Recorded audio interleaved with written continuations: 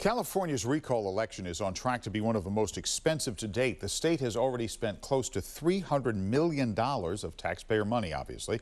ABC 7 News reporter Stephanie Sierra spoke with researchers about ways to make the process more efficient and cost-effective.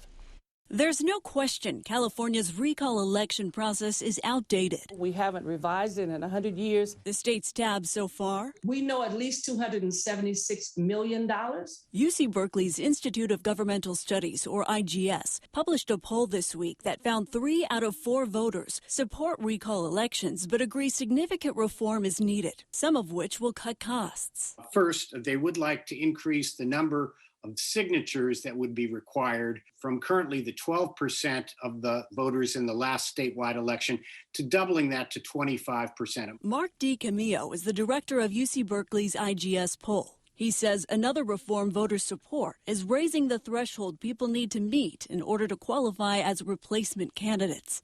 Currently, the filing fee is just $4,000, and all a candidate needs to do is get 7,000 signatures to put their name on the ballot. UC Berkeley political scientist Eric Schickler says another idea raised is requiring signatures to come from different parts of the state. In 5 different counties, you need to have X number of signatures, so that it's not enough to just send signature gatherers to your hometown. Making it too easy for people to buy their way on the ballot. But it's not just the cost that's raising eyebrows, but key flaws in the process. Gavin Newsom could actually lose, and then we'd end up with a person who didn't have more than 20% of the vote, so which means the vast majority of Californians would be rejecting that person. Secretary of State Weber told us she's already in talks with state legislators on both sides of the aisle to discuss how to implement some of these changes to improve future recall elections, and experts believe these reforms will in turn reduce costs.